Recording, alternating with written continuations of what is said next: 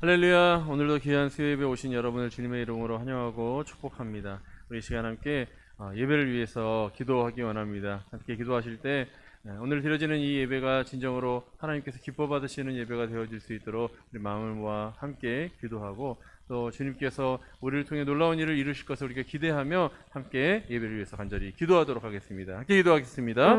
아버지 주님, 우리 가운데 함께 하여 주셔서 아버지 주님께서 역사하시는 놀라운 은혜를 날마다 경험케 하여 주옵시고, 특별히 오늘 귀한 수요예배를 통하여 하나님 앞에 더 가까이 나아가고자 원하오니 아버지 주님, 우리에게 말씀하여 주시옵시고, 우리 주님을 찬양할 때 아버지 우리 찬양을 주님 기뻐 받아 주시오며 주님께 더 가까이 나아가는 은혜의 시간이 되어질 수 있도록 주여 역사하여 주시옵소서. 모든 말씀을 예수 그리스도 이름으로 기도합니다. 다시 함께 마음을 모아 찬양하기 원합니다. 나는 아무것도 아닙니다.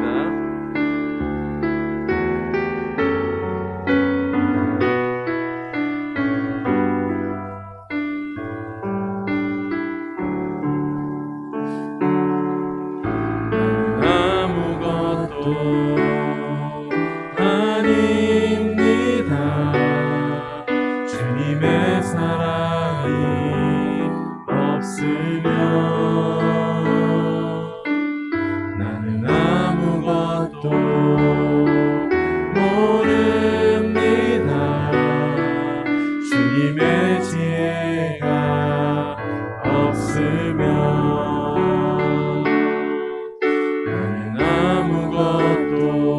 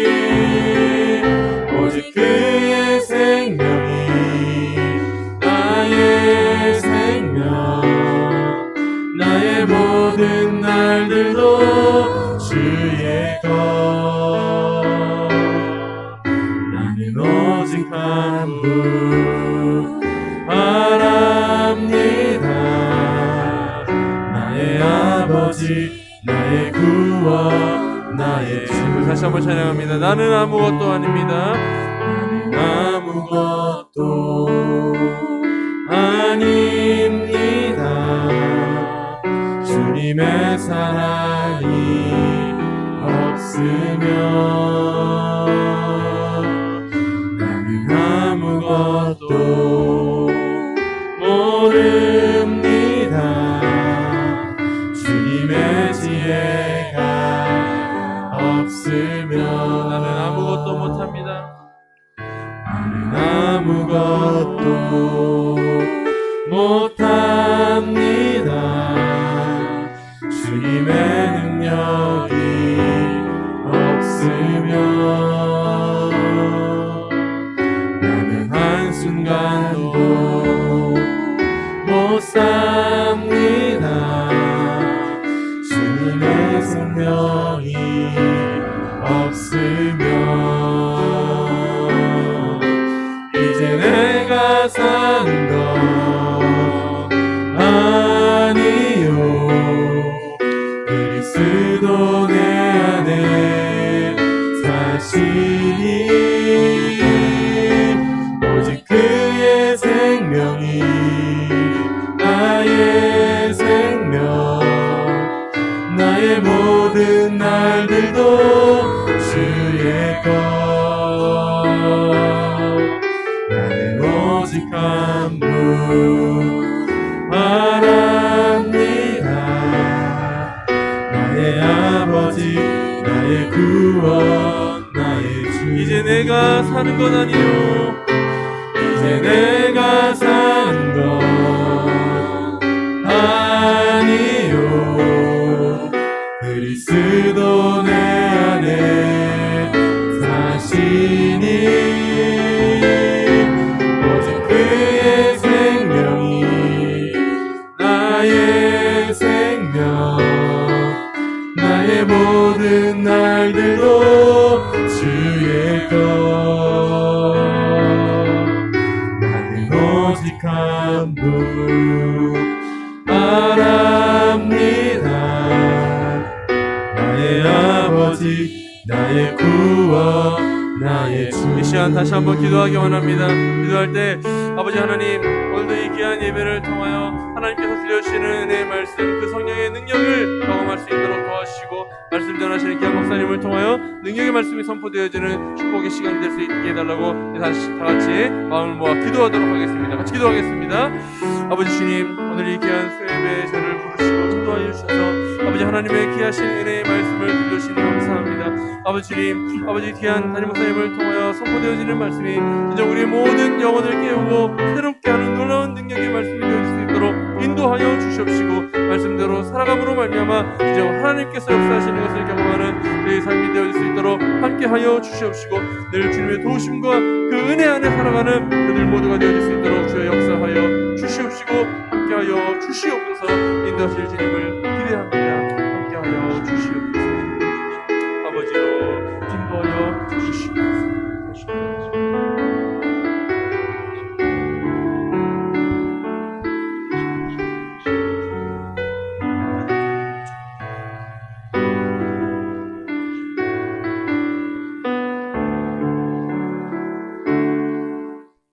우리 찬송가 254장 함께 찬양합니다. 찬송가 254장입니다.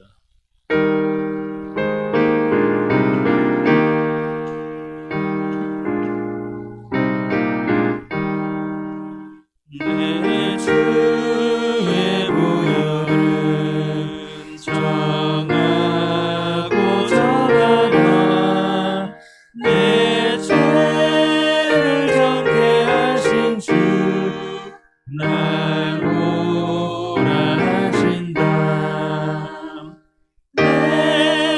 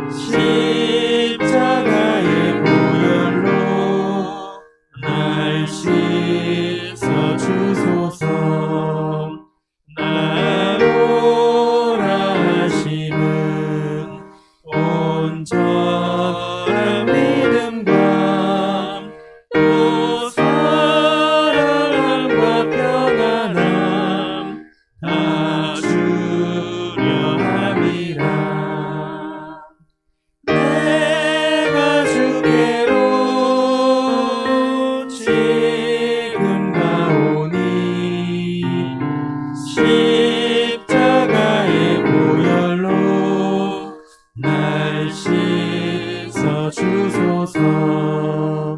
그 죄인 복받아 살 길을 얻었네. 한없이 넓고 큰 은혜 베풀어 주소서. 내가 주께로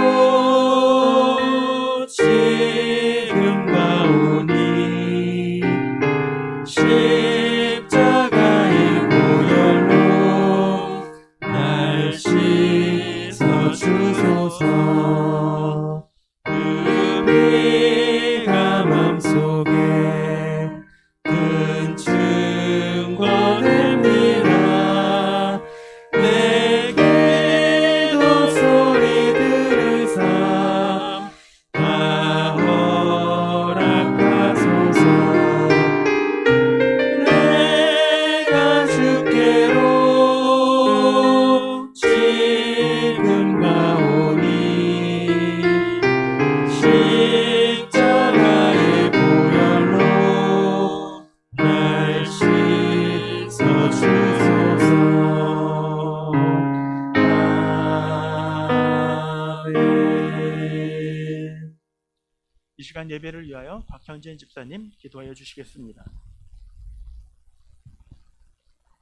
하나님 감사합니다. 지난 3일 동안도 저희들을 하나님 사랑으로 잘 지켜 보호해 주셨다가 이렇게 하나님과 약속한 시간을 잊지 않고 예배할 수 있도록 도와주시니 하나님 감사합니다. 아멘. 하나님 저희들 3일을 지낼 동안 알고 지은 죄 모르고 지은 죄 너무나 많은 죄를 지었습니다. 하나님 그 죄를 이 시간 모두 하나님 앞에 구하고 회개할 수 있도록 하나님 도와주시기 원합니다. 하나님 또한 그로 인하여서 저희들 깨끗함을 입게 하여 주시고 죄를 미워하며 멀리할 수 있도록 하나님 도와주시기 원합니다. 하나님 또한 저희들 세상에서 살 때 많은 걱정, 근심, 고통들 때문에 힘든 일이 많이 있습니다. 하나님 그러한 무거운 짐들도 이 시간 하나님 앞에 모두 쏟아 놓을 수 있도록 도와주시고 하나님이 주시는 위로와 평안으로 평안을 얻을 수 있도록 하나님 도와주시기 원합니다. 아버지. 하나님 또한 이 시간 우리 목사님 통하여서 저희들 말씀을 드릴 텐데 그 말씀을 통하여서 저희의 영이 충만해질 수 있도록 하나님 도와주시고 또한 저희의 마음이 그리스도로 가득 찰 수 있는 그런 시간 될 수 있도록 하나님 도와주셔서 하나님 이 시간도 저희들 하나님께 예배합니다. 이 예배가 정말 하나님이 기뻐 받으실 만한 예배다운 예배가 될 수 있도록 하나님 도와주시고 예배를 기쁘게 받아주시기 원합니다. 이 시간도 함께 해주실 것을 믿습니다. 감사하며 예수님의 이름으로 기도합니다.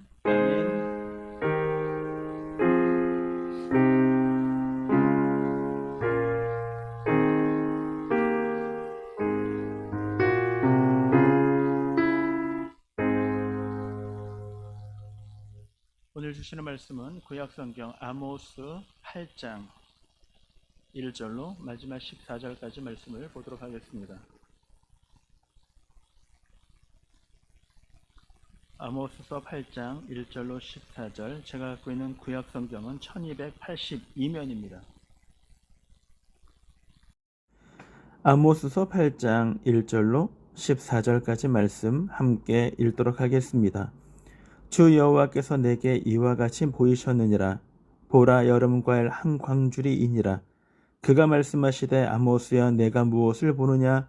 내가 이르되 여름과일 한 광주리이다 하매, 여호와께서 내게 이르시되 내 백성 이스라엘의 끝이 이르렀은즉 내가 다시는 그를 용서하지 아니하리니 그날의 궁전의 노래가 애곡으로 변할 것이며 곳곳에 시체가 많아서 사람이 잠잠히 그 시체들을 내어 버리리라.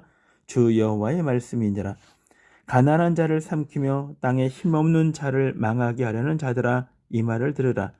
너희가 이르기를 월삭이 언제 지나서 우리가 곡식을 팔며 안식일이 언제 지나서 우리가 밀을 내게 할꼬, 에바를 작게 하고 세계를 크게 하여 거짓 저울로 속이며 은으로 힘없는 자를 사며 신 한 칼로 가난한 자를 사며 찌꺼기 밀을 팔자 하는도다. 여호와께서 야곱의 영광을 두고 맹세하시되 내가 그들의 모든 행위를 절대로 잊지 아니하리라 하셨나니 이로 말미암아 땅이 떨지 않겠으며 그 가운데 모든 주민이 애통하지 않겠느냐. 온 땅에 강에 넘침같이 솟아오르며 애굽강같이 뛰놀다가 낮아지리라. 주 여호와의 말씀이니라. 그날에 내가 해를 대낮에 지게 하여 백주의 땅을 캄캄하게 하며 너희 절기를 애통으로 너희의 모든 노래를 애곡으로 변하게 하며 모든 사람에게 굵은 배로 허리를 동이게 하며 모든 머리를 대머리가 되게 하며 독자의 죽음으로 말미암아 애통하듯 하게 하며 결국은 곤고한 날과 같게 하리라. 주 여호와의 말씀이니라. 보라, 날이 이를지라 내가 기근을 땅에 보내리니 양식이 없어 주림이 아니며 물이 없어 가람이 아니며 여호와의 말씀을 듣지 못한 기갈이라.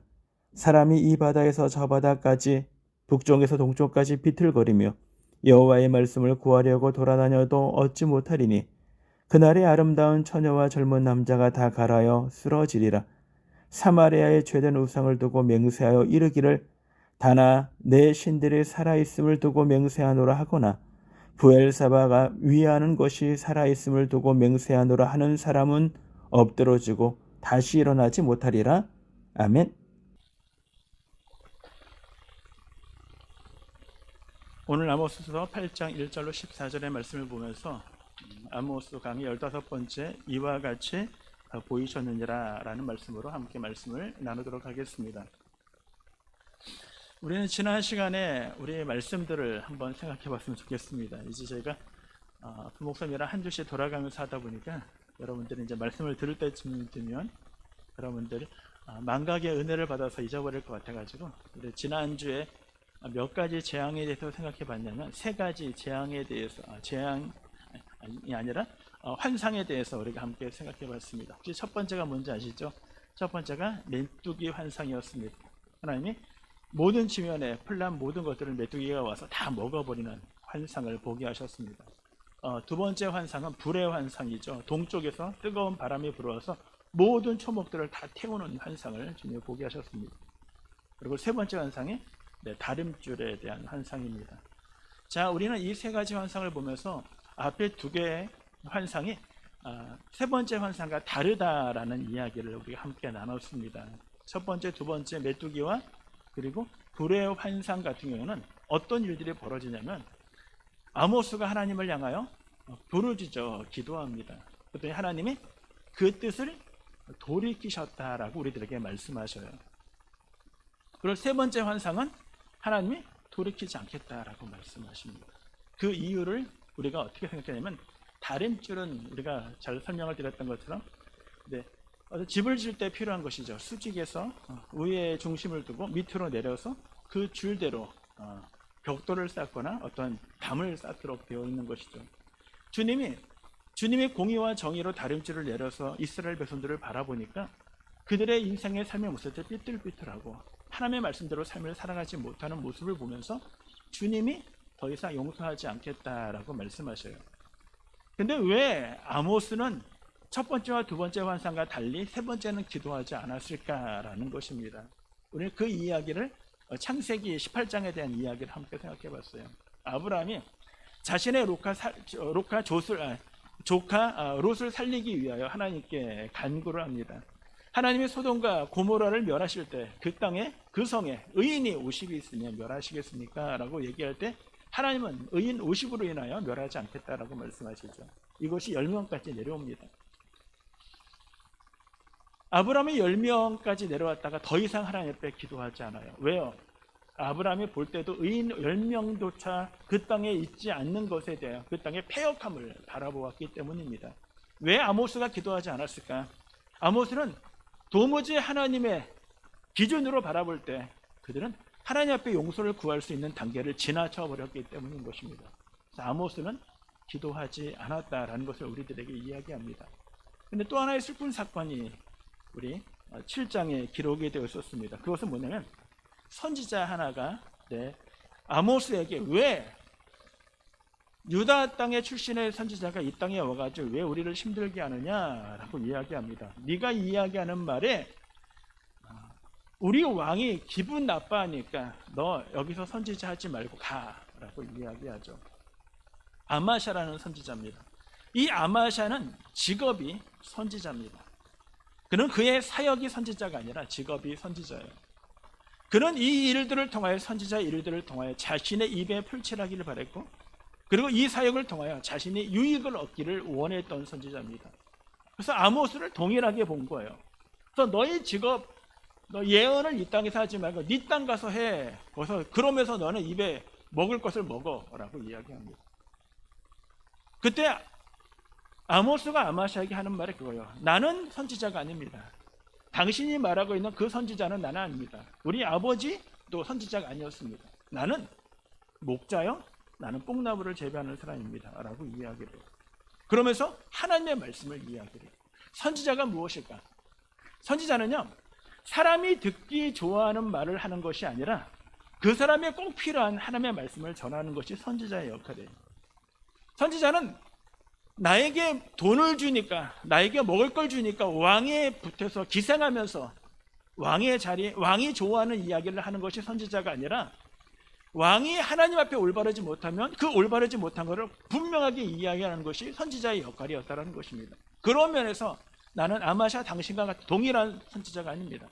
그러나 나는 당신에게 하나님의 말씀을 전합니다 하고, 그 나라가 멸망하고 그리고 당신의 집안의 모든 것들이 흩어지게 될 것이라고 예언을 하죠.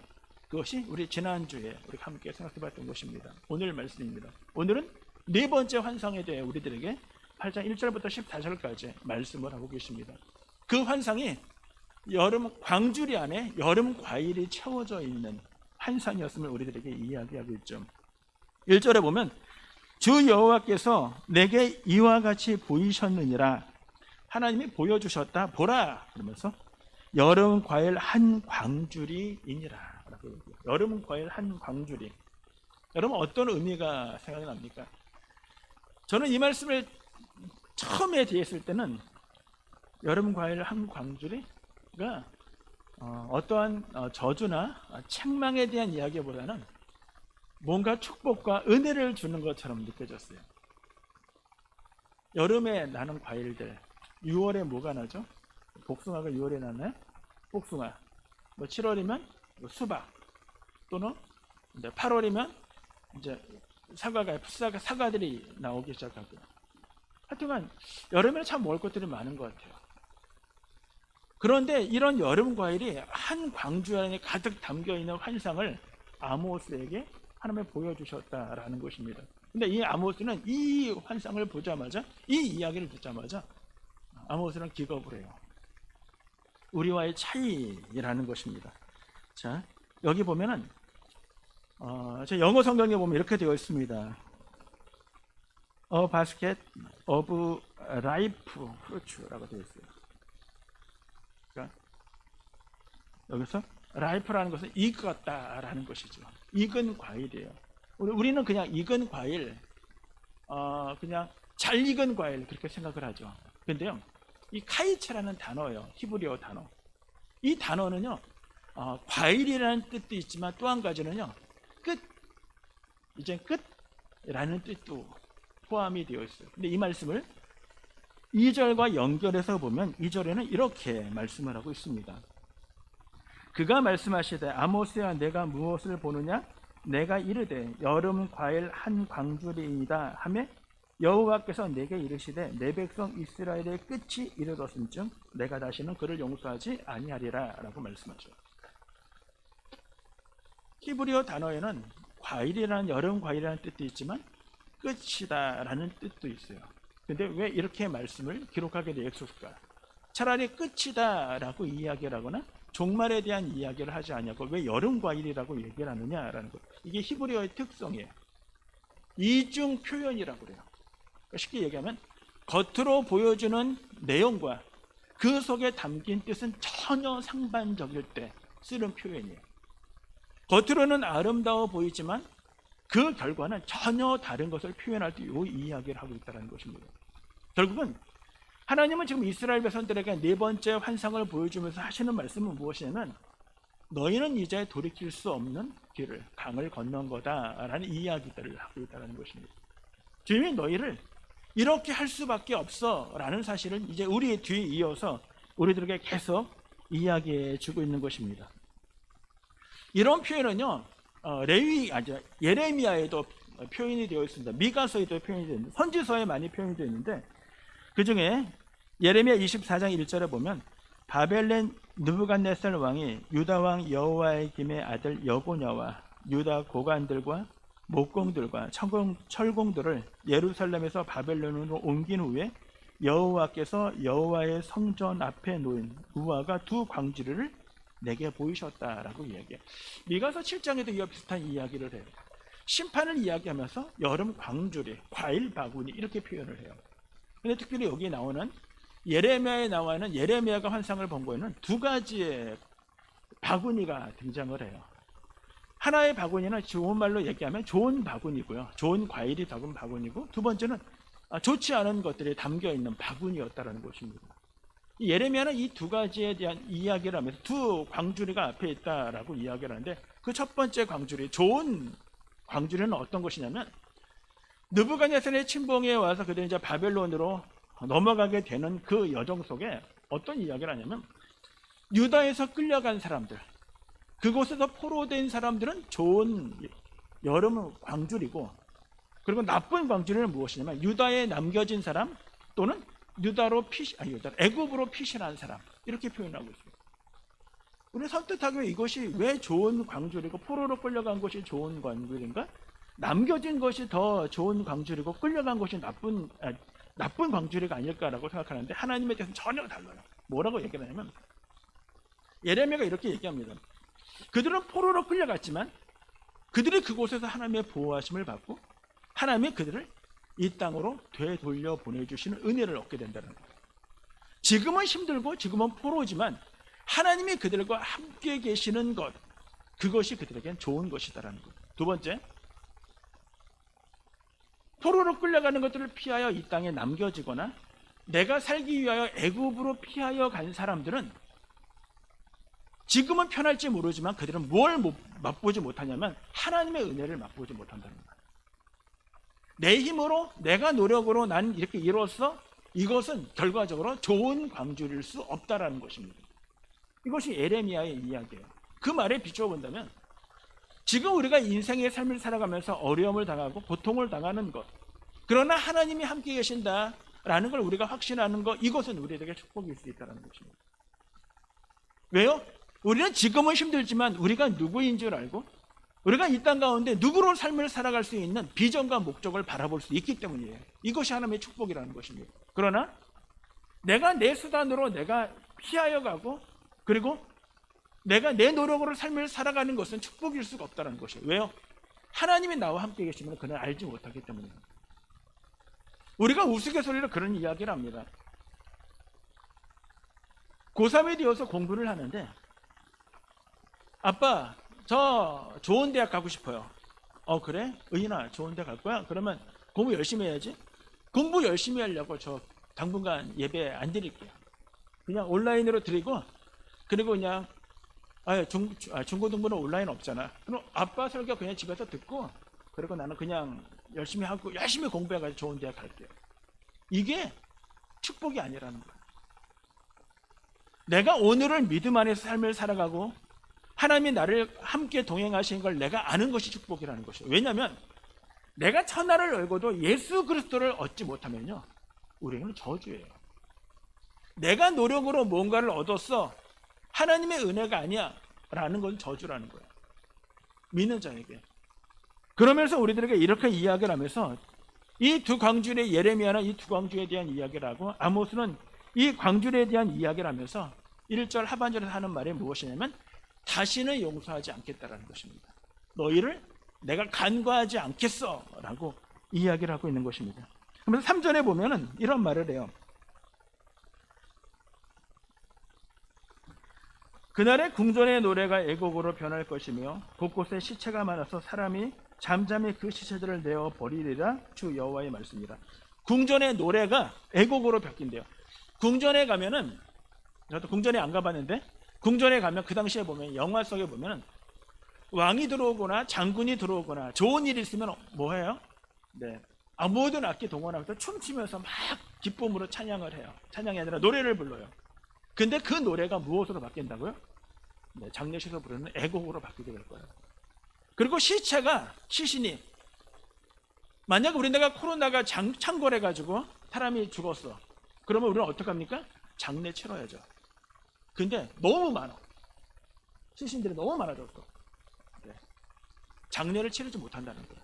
그냥 장례를 치를 데도 없고 너무 시신이 많아서 버리게 된다는 거. 그냥 그런 날이 올 것이다 라고 이야기하고 있는 거예요.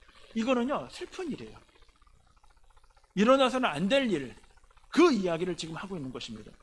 결국 여름 광주리라는 것은 너희의 끝이 이르렀고 그 끝은 이미 피할 수 없는 길이야 라고 이야기를 합니다. 우리가 예레미야를 보면서 느끼는 것이, 예레미야가 복음을 전하면서 선지자의 사역을 하면서 왜 눈물의 선지자라고 얘기했냐면요, 보통 선지자는 너 이 길 하지 마, 이거 해, 이것이 옳은 거야 라고 회개하면요 회복되어질 기미가 있습니다. 그들을 바꾸기 위한 선지자의 사역이에요. 예레미야는요 이미 닥칠 거를 알고 예언한 거예요. 그래서 예레미야가 했던 말이 무엇입니까? 너희가 포로로 끌려가도 실망하지 마. 너희 고통을 당하도 낙심하지 마요. 너희가 포로로 끌려가는데 회개하고 돌아올 수 있어. 회개해야 그러면 하나님이 구원해 줄 거야. 이런 메시지가 아니라는 것입니다. 그래서 예레미야를 바라보면서 역적이라고 생각하는 거예요. 왜? 예레미야는 이것이 하나님의 뜻이니까 그냥 우리나라는 멸망할 거야 라고 예언했기 때문입니다. 그렇게 예언하는 예레미야의 심정은요 슬픔으로 가득 찬 거예요. 그래서 예언을 하면서도 계속 울 수밖에 없는 선지자, 그래서 눈물의 선지자가 예레미야입니다. 오늘 아모스도 동일한 심정일 것이라고 생각해요. 하나님이 이미 자기의 보기에도 이스라엘은 구원받을 수 있는 조건도 없고 계속 자신의 삶을 자신의 뜻대로 삶을 살아가는 그들의 모습이 이미 세 번째 환상에서부터 기울어져 버렸기 때문입니다. 그러면서 주님은 이제는 더 이상 너희는 그 고통으로 인하여 너희는 슬픔과 좌절과 낙심 가운데 빠지게 될 것이라고 이야기합니다. 두 번째는요, 그러면 왜 하나님의 인내하심, 인내가 왜 사라졌을까라는 거예요. 하나님은 죄인의 모습보다 무엇가 더 크시다고 그랬죠? 하나님의 인내, 사랑하심. 그래서 뜻을 돌이키실 수 있는 거야. 너 잘못한 거니까 매를 때리는 것보다 뭐가 더 크기 때문에? 사랑이 더 크기 때문에. 근데 왜 하나님은 그 사랑을, 크신 하나님의 그 사랑이 더 이상 발휘되지 못하느냐? 왜 그럴까라는 것이에요. 우리가 전에 말씀드렸지만 하나님의 나라를 이루는 두 가지 기둥이 있다, 축이 있다 그랬어요. 그것이 뭐라고요? 하나는 공의와 또 하나는 정의예요. 공의와 정의를 세 번째부터 다림질로 재어보니까 그들은 그것이 틀어진 거예요. 공의와 정의가 그들에게 없는 거예요. 그 내용을 4절에서 우리들에게 이렇게 이야기를 합니다. 4절에 보면 가난한 자를 삼키며 땅에 힘없는 자를 망하게 하는 자들아, 이 말을 들으라. 가난한 자, 땅에 힘없는 자. 가난한 자는 무엇이냐면요, 진짜 먹을 것이죠. 자기가 아무리 노력해도 삶이 나아지지 않는 자예요. 내가 무언가를 막 노력하면은 좀 삶이 나아져야 열심히 삶을 살아갔는데 열심히 노력해도 삶을 살아가지 못해요. 어떤 경우일까? 이런 거예요. 부자들이 어려워? 지금 돈 급해? 돈 빌려줄게. 달러 이자야? 라고요. 그 이자를 갚기 위해서 원금을 갚는 거 둘째 치고 이자 갚는 것도 버거운 거예요. 그런 자가 가난한 자예요. 그리고 힘없는 자는 뭡니까? 그냥 오늘 일해서 오늘 먹고 사는 자예요. 근데 그들을 걸 삼켜요. 어떻게 삼킵니까? 이자 못 갚네? 땅 내놔, 집 내놔. 그리고 삼켜버리는 거예요. 어떤 자들이? 있는 자들이. 하나님의 공의와 정의가 완전히 무너져 버린 거예요. 이것을 하나님은 어떻게 하시겠다고요? 용납하지 않겠다는 거예요. 가난한 자와 소외된 자들을 돌아보지 못하는 자들, 그 나라, 하나님의 나라를 이룰 수 있는 기본의 틀이 무너져버린 나라. 그래서 사람이 용서하지 않겠다라고 지금 우리들에게 이야기해 주고 있는 것입니다. 가끔 TV나 신문에 볼 때마다 그런 경우가 있잖아요.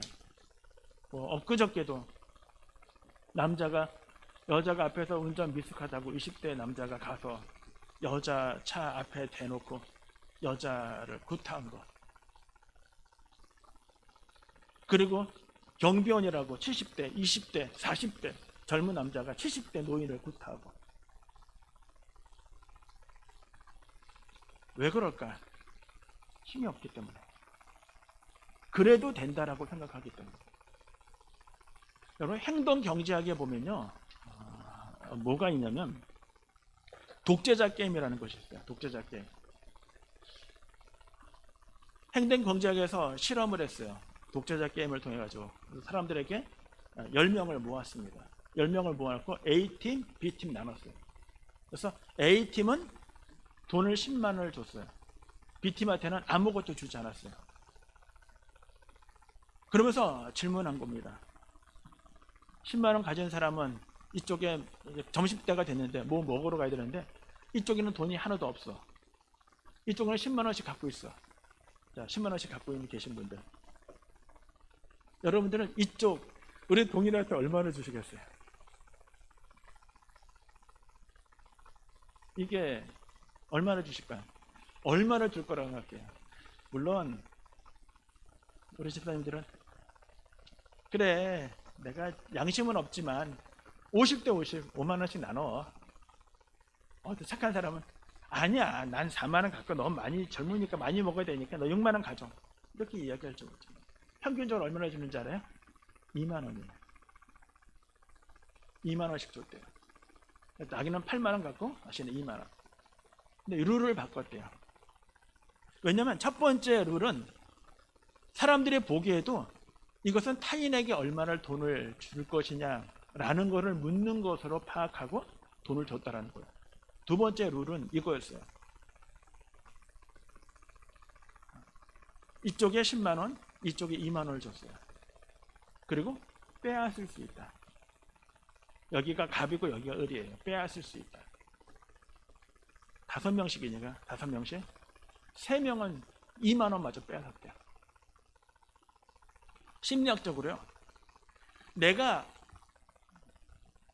권력을 갖고 있다라고 생각하면요, 이성적으로 뭐가 마비가 되냐면 남을 긍휼히 여기는 마음, 그 공감하는 능력이 떨어진다. 그러니까 내가 힘이 있어 라고 생각을 하면 그 순간에 자기도 모르게 남에 대한 공감하는 능력이 떨어진다는 거예요. 그래서 그냥 뺏어서도 돼라는 생각들을 갖게 된다는 거예요. 이게 권력이에요. 이게 우리가 얘기하는 사회의 갑질이에요. 너 수위잖아. 그러니까 내가 너한테 갑질해도 돼라는 생각들을 사람들이 갖는다는 거예요. 물론 전체가 그런 건 아니죠. 그러나 60%가 그래요. 이게 그래서 우리가 이걸 프레임 효과라고 그래요. 어떤 기본적인 틀 안에, 프레임 안에 갖춰져 있는 것 안에서 사람들이 무언가를 제시하거나 그거를 기준을 잡아주지 않으면 인간은 자기 마음대로 행동한다는 거예요. 사회 구조적으로 이런 문제 중에 구조적인 문제들이 우리가 필요하다. 그렇지 않으면 인간은 믿을 만한 존재가 못 된다라는 것입니다. 왜 성경에서 권력이라고 얘기를 하는 것은요, 성경에서 말하고 있는 권력은요, 누가 주신 것일까요? 하나님이 주신 거예요. 하나님이 위임하여 주신 거예요. 대통령으로 위임하여 주신 거고, 그리고 국회의원으로 위임하여 주신 거고, 장관으로 위임하여 주시고, 검찰로 위임하여 준 거예요. 무엇하라고? 내 백성들을 바르게 공의와 정의를 실현하라고 이렇게 주신 거예요. 근데 그 권력을 내가 가진 권력이다라고 생각하거나 거들먹거리기 시작하는 그 순간부터요, 이 권력은 말할 수 없는 무기가 되어지는 거예요. 그래서 내가 그렇게 해도 괜찮아. 내가 LH 공사인데 아시면 LH 공사 들어오든지 라고 이야기를 막말을 하는 거예요. 이게 내가 갖고 있는 권력이라고 생각해요. 참 웃긴 게 뭔지 알아요? 한 예로 UFC 남자가 자기 아내가 조그만 차를 타고 너무 피곤해서 뒤에 누워 있는데 차를 운전했대요. 앞에서 차가 계속 뒤에서 빵빵거리고 진짜 라이트 킥을 쫓아오더래요. 그러면서 창문 내리라고 자기 아내 보고 뒤에 남자가 누워 있는데, 그러더니 앞에 탁 쓰더니 달려오더래요. 그 남자가. 그래서 이 남자가 뒤에서 문 열고 나갔대요. 그랬더니 도망가더래요. 왜 그럴까? 자신이 권력이 그 사람보다 강하지 못하다고 생각하기 때문에. 약한 자에게는 그래도 된다? 삼키는 것, 공의와 정의가 무너진 것.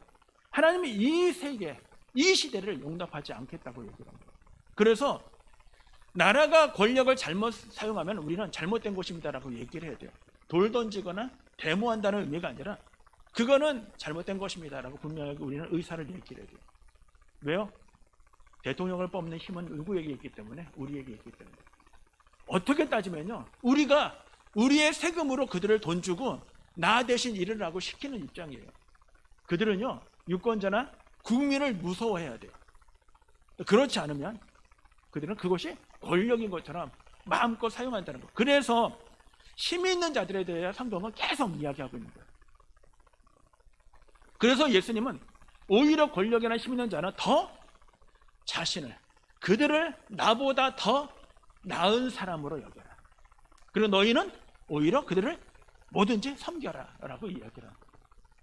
이것이 성경이 만들어진 프레임이에요. 이 안에서 우리가 지켜나가야 할 것, 이것이 공의와 정의라는 것입니다. 이것이 완전히 무너진 것을 이제 뒤에부터 계속 우리들에게 이야기를 합니다.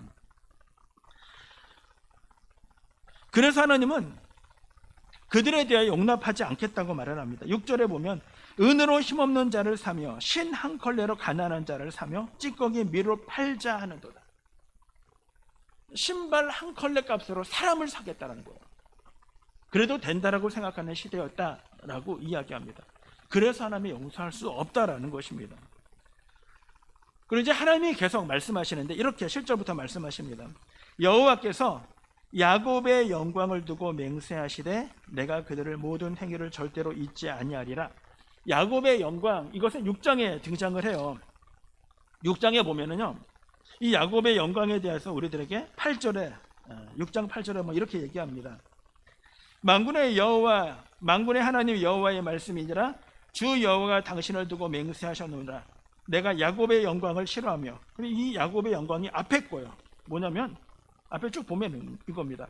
상하상의 4절에 누우며 침상에서 기지개 켜고 양떼에서 어린 양과 우리에서 송아지를 잡아먹고 비파 소리에 맞춰 노래를 지절거리고 다윗처럼 자기를 위하여 악기를 제조하고 대접으로 포도주를 마시며 귀한 기름으로 몸에 바르고 요셉의 환난에 대해서는 근심하지 아니하는 자. 결국은 뭐냐면 오늘은 내가 잘 살고 있어. 나는 아무런 문제가 없어. 이렇게 행동하면서도 이렇게 소외되고 가난한 사람들 돌보지 않으면서 내가 내 돈 가지고 마음껏 사는데 뭐가 문제야? 이것이 내게 주신 축복이야, 영광이야 라고 생각하는 그 영광을 하나님이 싫어하시겠다는 거예요. 특히 유대인들에게는 선민사상이 있어서 나는 아브라함의 후손이니까 난 구원받아 라는 생각들이 되게 강했어요. 그래서 내가 마음껏 행동하고 내가 마음껏 누리는 것이 그냥 하나님이 내게 주신 축복이라고 생각했어요. 그렇게 행동하는 것이 당연하다고 생각했어요. 그렇지 않다는 거죠. 오늘 내가 예배에서 주위에서 예배드리고 우리 아버지가 목사니까 나는 자동적으로 신앙이 좋을 거야. 아니요, 그렇지 않아요. 내가 개인적으로 예수 그리스도가 나의 주라고 고백하지 않는 한 우리는 착각에 빠진 것일 수 있습니다. 내가 하나님께 거듭난 사람이 아님에도 불구하고 나는 거듭났을 거야 라는 착각에 빠진 사람이 있어요. 왜냐하면 성경은 우리들에게 이렇게 얘기해요. 내가 하나님 앞에 거듭난 사람이면 하나님의 의를 따를 수밖에 없고 악을 싫어할 수밖에 없고 악을 거부하게 된다는 거예요. 그것이 우리가 지금 요한일서에서 우리가 요한일서 보면서 느꼈던 것이 그거예요. 물론 우리가 연약하기 때문에 죄를 졌습니다. 죄를 져요. 그러나 그 죄를 반복하거나 습관적으로 짓지 않는다는 거예요. 거부하기 때문에. 내가 그거에 대해 둔감하고 그리고 그거에 대해 민감하지 못하면요, 내가 진짜 예수 그리스도로 인하여 거듭난 사람인가를 생각해야지. 왜냐하면 성령이 우리 안에 대해서 죄에 대하여 계속 말씀하시기 때문에, 그리고 의가 무엇인지를 계속 우리에게 말씀하시기 때문이에요. 또 심판이 너에게 임할 거라는 것을 우리에게 계속 말씀하신다고 요한복음 우리들에게 이야기하고 있거든요. 그러므로 믿는 사람은요, 죄를 멀리하고 가급적이면 죄로부터 떨어지고, 그리고 하나님의 사람으로 오늘보다 내일이 더 좋고 내일보다 그 다음 날이 더 거룩해져 가는 사람, 그것이 하나님의 나라 사람이에요. 내가 천년 만년 믿어도 믿음의 모양이 그 모양이고, 진짜 조금만 있으면 삐지고, 날 알아주지 못하면 화내고, 그 다음에 구원이 없다라고 얘기할 수 뭐하지만 진짜 자신을 뒤돌아봐야 돼요. 그래서 하나님이 그들에게 말씀하시는 거예요. 여호와께서 야곱의 영광을 두고 맹세까지 하시면서 절대로 너희에게는 모든 행위를 절대로 내가 잊지 않을 거야. 하나님의 말씀입니다. 저는 이 말씀 되게 무서워요. 야, 절대로 네 행동 하나님이 내가 절대 잊지 않아. 이것이 이스라엘이 멸망할 수밖에 없음을 우리들에게 이야기해 주고 있는 겁니다. 8절부터 쭉 이제 그 멸망에 대한 이야기들을 해요. 모든 주민이 애통할 것이다. 애통하지 않겠느냐? 애통할 것이다. 백주의 땅이 깜깜해지고 절기의 애통으로 바뀌고 모든 노래를 애곡으로 변하게 하며 사람들마다 굵은 배로 허리를 동이게 할 것이고 모든 머리를 대머리가 되게 하고, 수치심에 대한 거거든요. 그리고 너희의 독자들은 죽음을 당하게 되고 애통하게 될 것이고 결국은 공고한 날과 같이 될 것이다 라고 쭉 이야기를 해요. 8절, 9절, 10절, 11절 그리고 12절에 여호와의 말씀을 구하여도 듣지 못하며 여호와의 말씀을 구하여도 듣지 못하는 때가 너에게 임했다라고 얘기합니다. 그리고 13절에 그날의 아름다운 처녀와 젊은 남자가 다 갈아여 쓰러질 것이다. 젊은 남자, 젊은 여자, 처녀, 그냥 보기 좋은 한 쌍인을 이야기하는 것이 아니라 무엇을 이야기하냐면 가장 원기왕성할 그 나이에 그들이 힘이 없다라는 거예요. 그렇게 될 것이다. 그리고 마지막으로 14절에 하반절에 보면 살아있음을 두고 맹세하노니 맹세하느라 하는 사람들은 엎드러지게 될 것이다. 무언가 단과 브엘세바에 대해서 맹세하는 사람들, 단과 브엘세바는 이스라엘이 갖고 있는 영토의 끝과 끝이라고 생각하면 돼요. 모든 걸 이야기할 때, 모든 땅을 이야기할 때 단에서부터 브엘세바라고 이야기하니까 북쪽에서 남쪽 끝까지를 이야기를 해요. 그 속에 삶을 살아가면서 이 정도면 괜찮겠지라고 생각하는 것, 그것들을 인하여 자랑하는 것, 내가 갖고 있는 것을 인하여 자랑하는 것, 그것들에 대하여 하나님이 맹세하십니다. 그들은 반드시 엎드러지게 되고 다시 일어나지 못할 것이야. 오늘 말씀은요, 그 말 그대로 너희는 심판에서 벗어나지 못해 라는 말씀을 우리들에게 하고 있다는 것입니다. 하나님은 우리들에게 한 가지 중요한 사실을 이야기합니다. 하나님이 이렇게 화내시는 이유, 이렇게 하나님이 참지 못하는 이유, 우선 구원받은 백성들이 이 땅 가운데 공의와 정의를 실현하지 못할 때입니다. 가난한 자를 가난하게 여기지 못하고 그들을 불쌍히 여기지 못하고 내가 내 힘으로 나의 권력이고 내가 누리는 바, 내가 즐기는 바인데 어때? 라고 생각하는 자들에 대하여 하나님의 그 가난한 자를 돌아보지 못하는 것이 너희의 죄악이라고 우리들에게 이야기하는 것입니다. 왜요? 그들은 하나의 공동체로 하나님을 세워주셨기 때문입니다. 오늘 우리가 우리의 주변을 보고 우리의 이웃들을 보고 우리의 공동체를 보고 하나님의 그들의 심도라는 부분을 위하여 우리가 함께 거할 수 있고 그들을 위하여 기도할 수 있는 것, 그것이 우리가 하나님의 구원받은 백성이라는 증거를 우리들에게 또한 보여주고 있는 우리들의 삶의 모습들이 되셔야 하는 것입니다. 오늘 이 이스라엘 백성들의 이 처참할 수밖에 없는 이 현실이 하나님 우리가 그의 동일한 전철을 밟지 않게 하시고 깨닫게 하셔서 하나님 우리에게 하나님의 공의와 정의 앞에 부끄럽지 아니하는 믿음의 삶 살아가게 저희를 도와달라고, 그리고 하나님의 인내하심을 구하고 하나님의 인내하심을 구하면서 하나님 우리가 죄악에서 오래 머물지 않게 해달라고 또한 기도하시는 우리 신광교회 모든 교우들이 되기를 주님의 이름으로 축원합니다. 이 말씀을 보세요. 우리가 이렇게 기도하기를 바랍니다. 하나님, 내가 공감하는 능력이 떨어졌습니까? 어쩌면 우리의 가족만 생각하는 편협적인 우리의 사랑의 모습을 내가 갖고 있습니까? 하나님이여, 내 마음을 여시고 내 눈을 열으셔서 하나님의 이웃들을 보게 하시고 힘들고 어려운 사람들을 위해 기도하며 아버지, 하나님이 그토록 원하셨던 하나님 모든 사람들이 하나님 앞에 구원받는 백성으로 삶을 살아가는 그날까지 하나님 일들을 위하여 헌신하고 또한 함께 동참하는 나와 우리의 가정, 우리의 공동체 신광교회가 되게 해달라고, 그리고 아직도 예수를 알지 못하는 사람들, 우리의 친지들이 아버지와 주님 앞에 나와 아버지와 하나님의 은혜 속에 구원받는 놀라운 은혜를 베풀어 달라고 우리 세 가지를 놓고 우리 함께 한 2분 정도 통성으로 함께 기도하도록 하겠습니다. 기도합니다. 우리의 생명이 되시는 아버지 하나님, 왜 우리는 머뭇머뭇거리고 왜 우리는 주저합니까?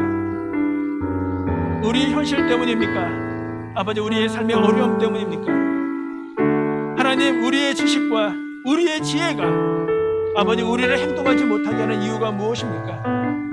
무엇이 하나님을 그토록 화나게 하고 무엇이 하나님의 마음을 그렇게 아프게 합니까? 하나님, 우리의 언어, 우리의 행동으로 인하여 주님이 기뻐하시고 하나님, 우리의 언어, 우리의 행동으로 인하여 주님이 가슴 아파함을 우리로 알게 하여 주시옵소서. 내가 주님을 사랑한다고, 아버지만 내가 주님을 좋아한다고, 주님은 나의 생명이라는 하나님의 우리의 아버지와 달콤한 우리의 이야기보다, 고백보다 아버지의 묵묵히 우리의 삶의 자리에서 우리의 힘든 자들을 위하여 함께 기도하고 아버지가 그들에게 마음을 함께하는 자가 되게 하여 주시옵소서. 아버지만 이 땅 가운데 아버지와 내가 아버지이기 때문에 권력을 휘두르거나 아버지와 내가 목사이기 때문에 권력을 휘두른다 생각하거나 하나님은 내가 좋은 위치에 있기 때문에 이곳이 나의 힘이라고 생각한다면 하나님의 이 교만함을 꺾어주시고 오히려 낮은 쳐요. 아버지만 가정을 위하여 민족과 나라를 위하여 기도하는 자를 되게 하여 주시옵소서. 주님이 나를 구원하여 불러주셨사오니 아버지만 구원받은 백성답게 삶을 살아가게 하시고 아버지만 내게 생명을 주셨사오니 아버지의 생명을 누리는 자로 삶을 살게 하여 주시옵소서. 하나님, 이제 우리의 눈이 밝아 아버님의 주의 뜻을 보게 하시고 아버지의 우리의 귀가 밝아 열려 아버지 하나님의 음성을 듣게 하여 주시옵소서. 아버지의 영혼을 그대로 사랑하시는 아버지의 그 마음을 우리의 마음에 담게 하여 주시옵소서. 아버지의 우리의 힘으로는 부족하고 우리의 힘으로는 일들을 감당할 수 없기에 아버지 오늘도 주님 바라보며 주의 능력을 구하오니 하나님, 주님 우리가 말씀하지 않았습니까? 내가 너희 안에 너희가 내 안에 있으면 너희의 뜻하는 모든 것들을 이루어질 것이라고 말씀하지 않았습니까? 하나님이여, 나 자신을 위하여 편협적인 신앙이 아니라 아버지라며 주님이 나를 사랑하셨던 아버지의 이웃들을 사랑하는 마음을 베풀어 주시옵소서.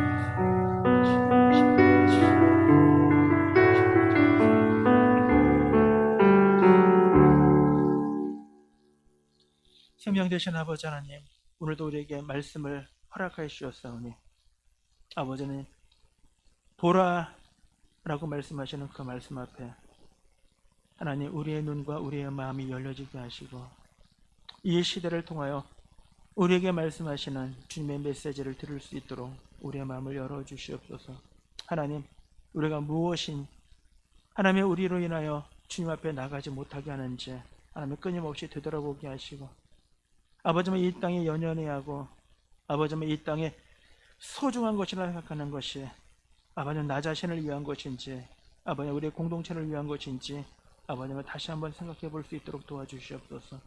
하나님, 이 시대가 공의와 정의가 무너진 시대임을 이미 다 알고 있습니다.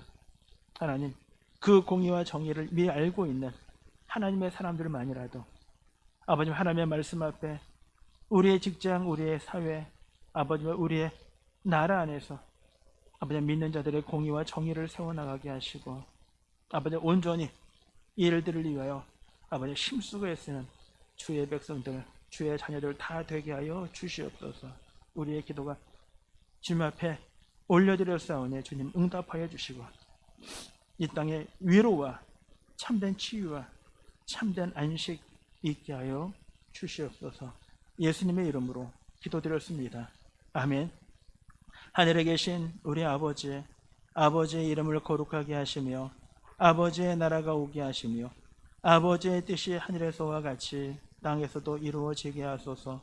오늘 우리에게 일용할 양식을 주시고 우리가 우리에게 잘못한 사람을 용서하여 준 것 같이 우리 죄를 용서하여 주시고 우리를 시험에 빠지지 않게 하시고 악에서 구하소서. 나라와 권능과 영광이 영원히 아버지의 것입니다. 아멘.